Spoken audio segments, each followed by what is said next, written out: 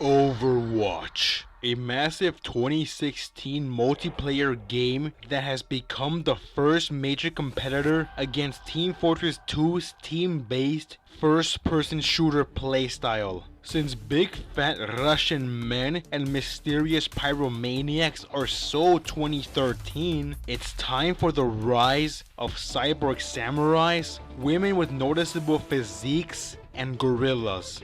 Gorillas. Gorillas. No, no, no, no, no, no. No, no, no, no, no, no. But in order to rise, one must have started from below. Somewhere like the Underworld. The Underworld. In ancient Greek mythology, it is the realm where the souls of the dead migrate to. Death. It's the full-time job of the Grim Reaper, or sometimes simply called Reaper. And through simple observation, one can see that there is a character named Reaper in the Overwatch character select screen. The game is centered around well-varied and creative characters, with more yet to come. But Reaper itself is one of the brightest diamonds in the rough. But why exactly is Reaper the Dazzler? What are the blueprints behind his design and development? Shall we find out? Let's answer one question. Who is Reaper?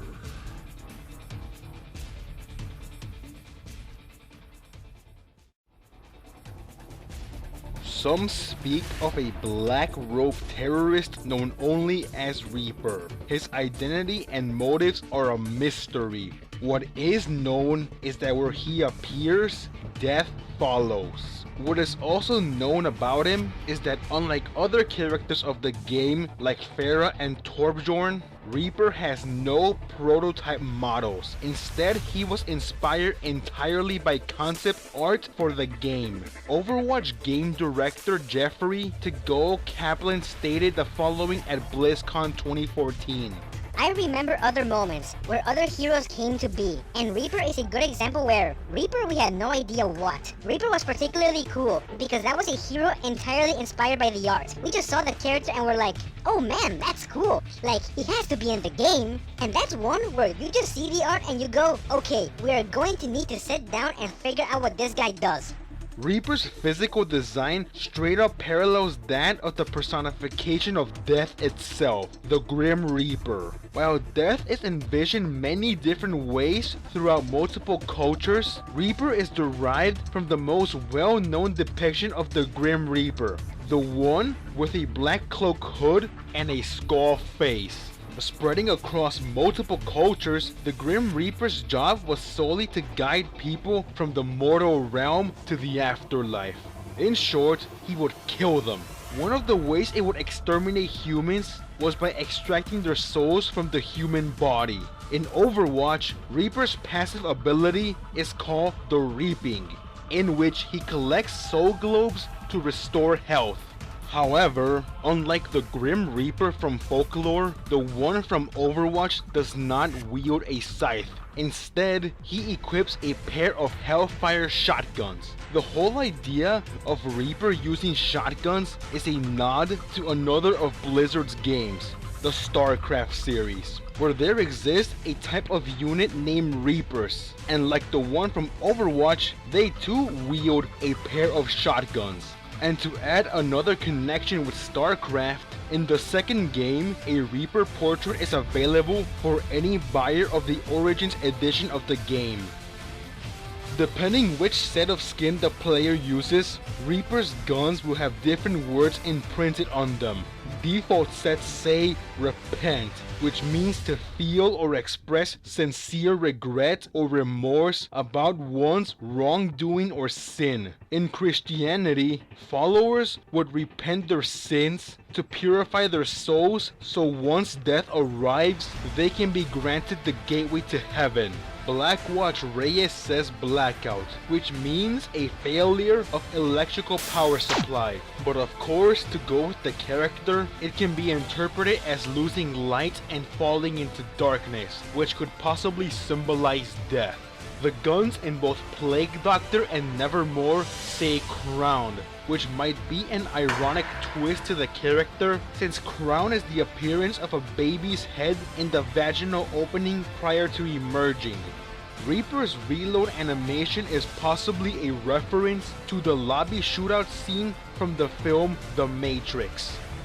During gameplay, Reaper's Hellfire shotguns have a widespread and deal extremely high damage at short range, but have high damage falloff past that range. Real-life shotguns, also known as scatter guns, shoot shells that spread the shot pellets upon leaving the barrel. The power of burning charge is divided among the pellets, meaning that the damage one pellet causes is low. But like Reaper's most optimal damage range, the shotguns cause massive damage up close since the target will be hit by multiple pellets. When activating another of his abilities, Wraith Form, Reaper will become invisible and every attack and enemy collision will just phase through. And also he won't be able to attack and use his other abilities. A Wraith is a ghost or ghost-like image of someone, especially one seen before or after their death. As perceived in pop culture multiple times, ghosts usually phase through solid matter just like Reaper in Wraith form. And finally, there is Reaper's ultimate ability, Death Blossom. When this move is activated, Reaper begins to fire his shotguns in a large area of effect around himself, dealing massive damage to all nearby enemies that are within his line of sight for a short period of time.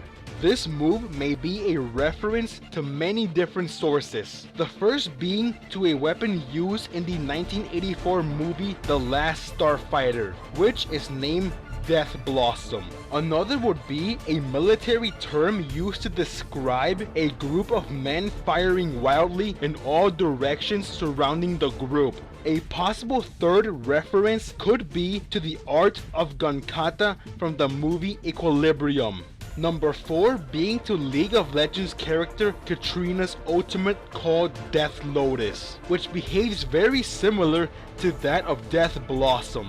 And the last one being to Strafe, an ability from the Demon Hunter class from Diablo 3. Blizzard Entertainment are masters of online multiplayer experience in gaming.